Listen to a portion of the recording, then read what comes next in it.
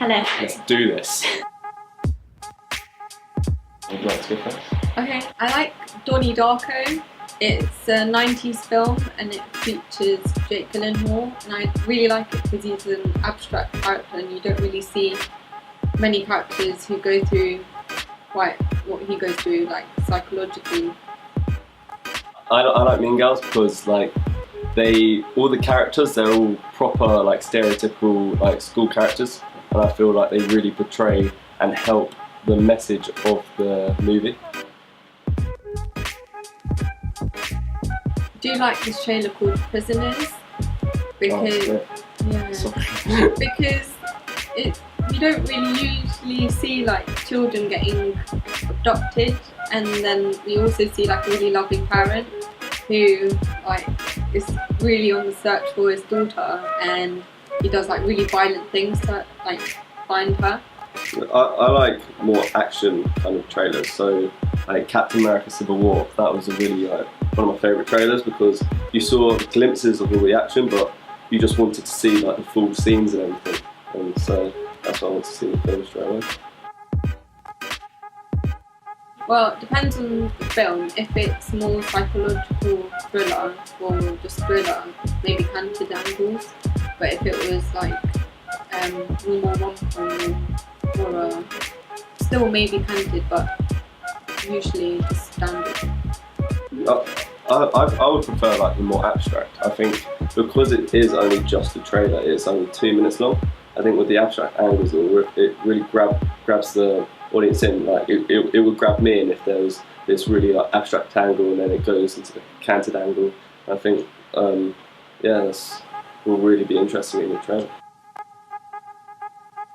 Usually stings like a crescendo of music, and when you see like a figure like come out of nowhere and then fades to black.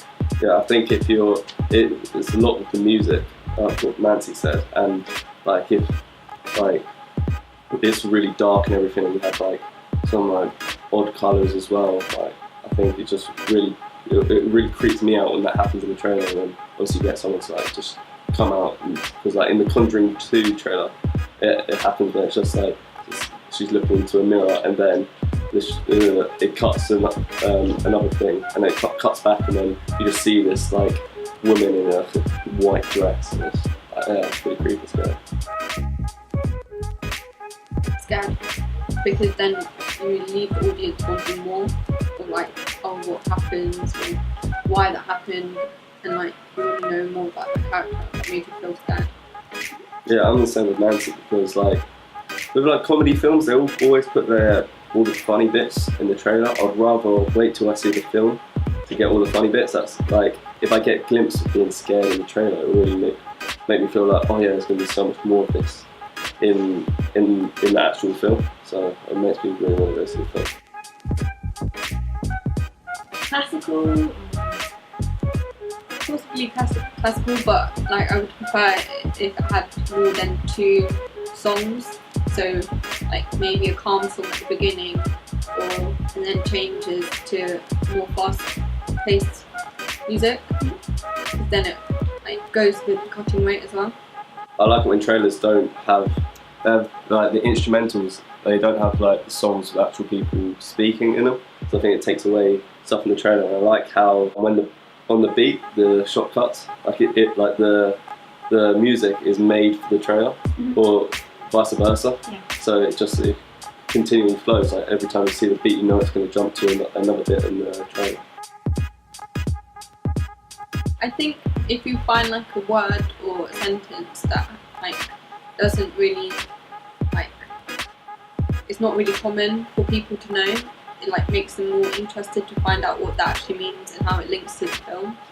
Yeah, I'm the same with Nancy. I think the less the title gives away, the more exciting it will be.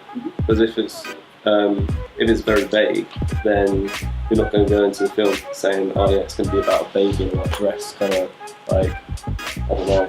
But I think the more vague the title, the better, like the more influence people will be to go see the film. Well, if you're going to show like a shocking scene, I think less narrative. But if you want to give a bit of plot, you need a lot of narrative. I think you need to give a tiny bit away, but not the whole thing, because you still want the audience to be like, oh, what's going to happen then, and everything. You don't want to give the main like plot away. You don't want to show like the main character dead or something, like what's going to happen at the end. I like Empire and Total Film,